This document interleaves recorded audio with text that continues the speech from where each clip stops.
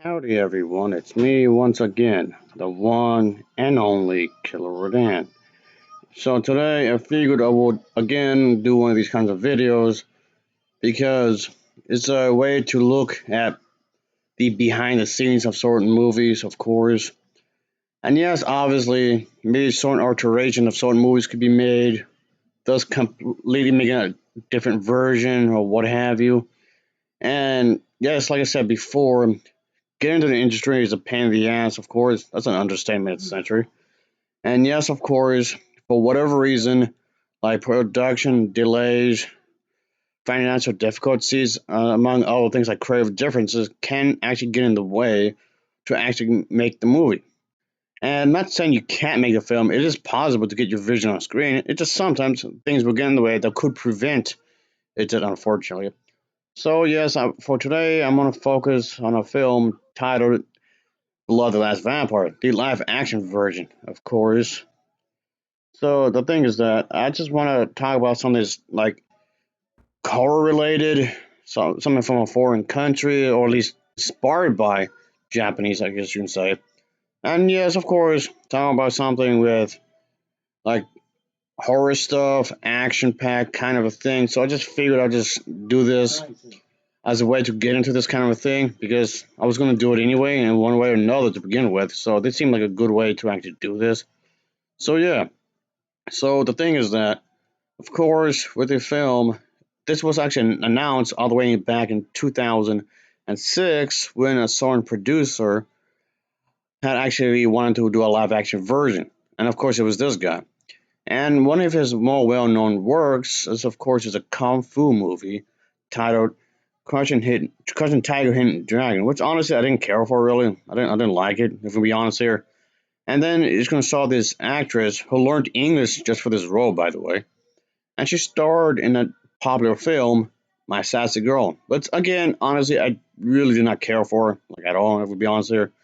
But anyway, the two of them helped to produce this movie, of course. They got together, obviously, and finally got a script together, of course. So the thing is that, yeah, of course, what was left in the cutting room floor is that it was really different in some ways, I guess you could say.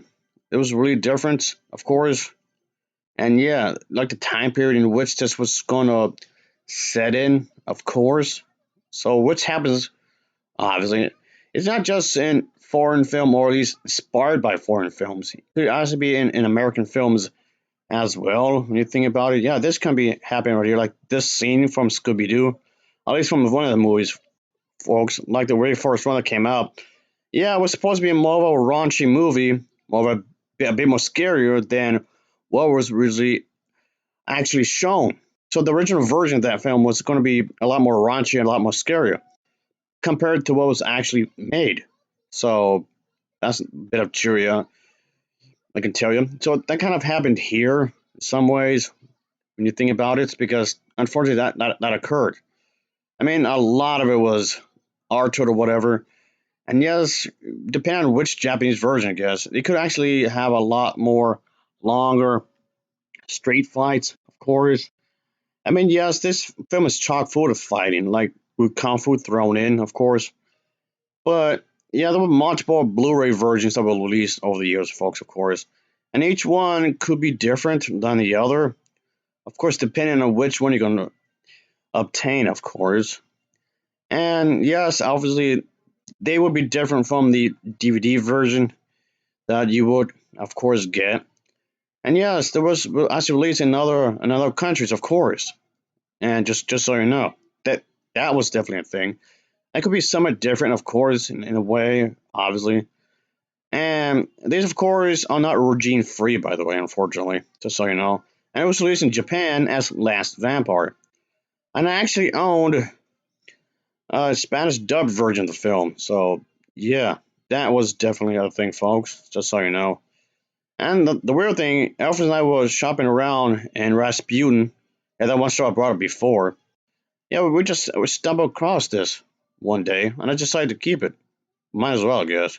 So I actually stumbled across this in a used market, and yeah, just It's kind of crazy when you think about it, but there you go, I guess.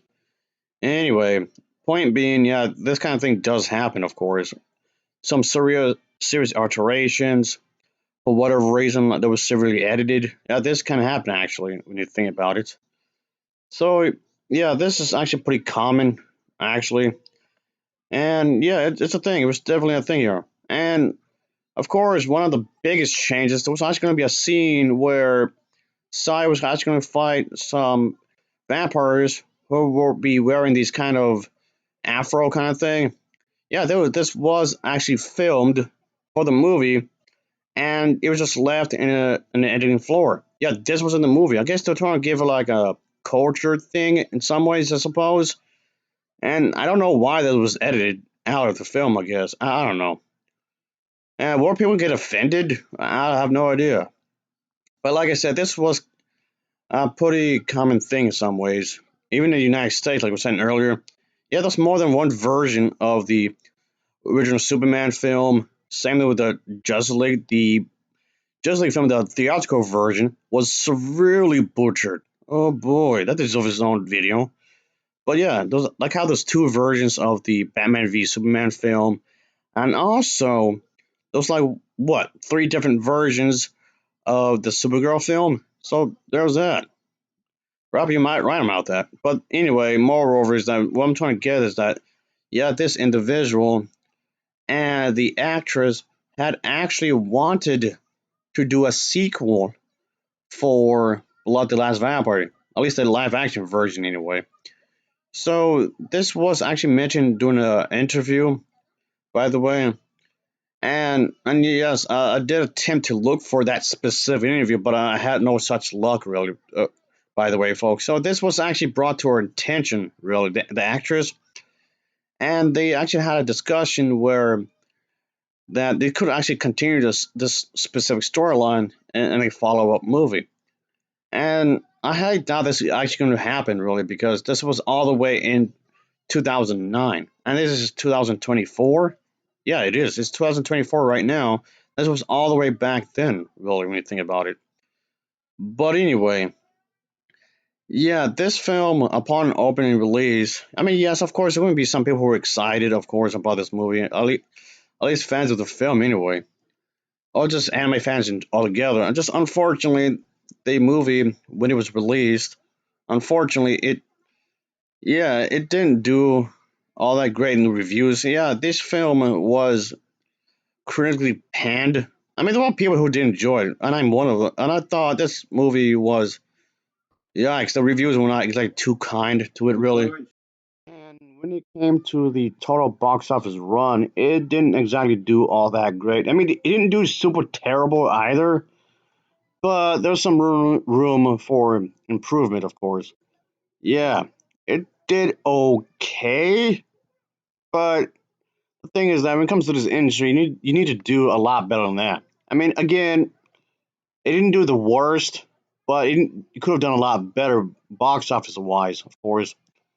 So yes, this film was actually originally slated to be released in a worldwide release in the spring of 2008. The film premiered in Japan on May 29th of 2009 and was released in the United Kingdom on the 26th of June of 2009.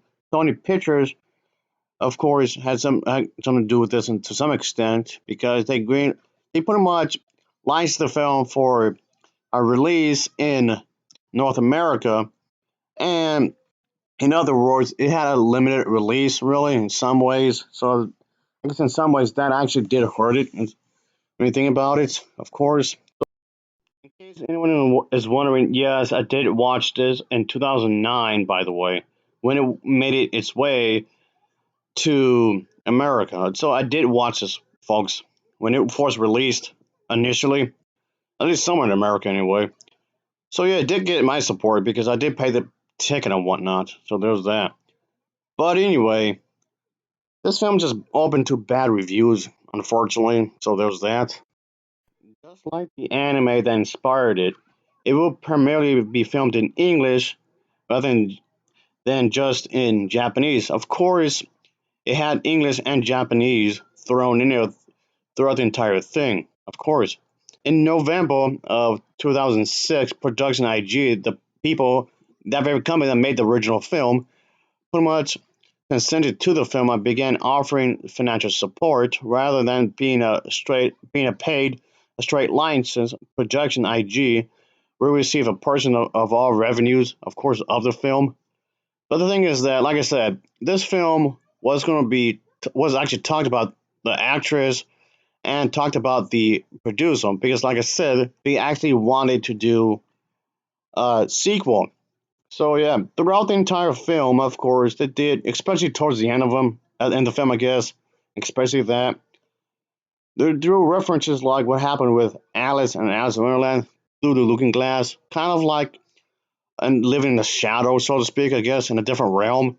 Which I have to take a look at guess is that yeah, the character, the human teenage character, will probably experience again a whole different world. So if anything, probably in a sequel, this could have actually been explored more. So in some ways, okay, what does this mean exactly? So she probably could have actually reunited with Saya, of course. I'm not sure how long after this would have occurred. It would have been immediately afterwards, like Back to the Future movies did, or whatnot. Or I don't know.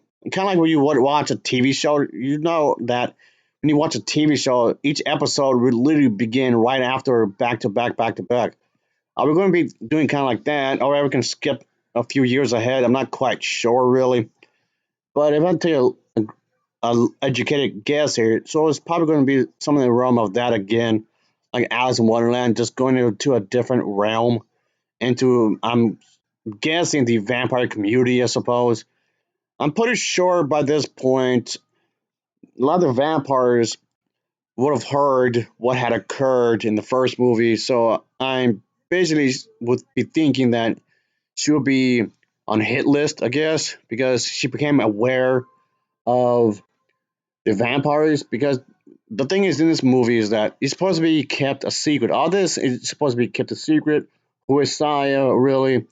Who, the part of the secret hidden government is supposed to be a secret. What who is Saya is supposed to be a secret. Her backstory is supposed to be a secret. So a lot of this stuff is supposed to be kept under wraps, quite literally, I guess in this case. So no one is supposed to know what's really going on.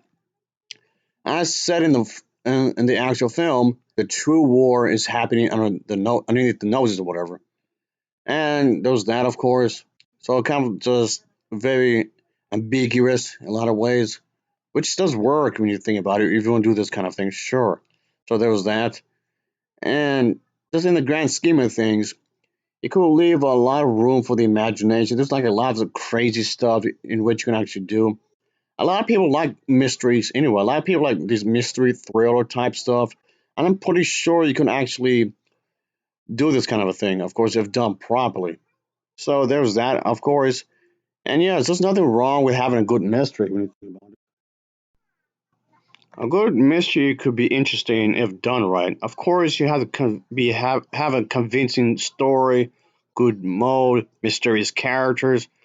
Of course, you have to intrigue the viewers, obviously. Not only that, yes, of course, there's going to be plenty of red herrings, of course.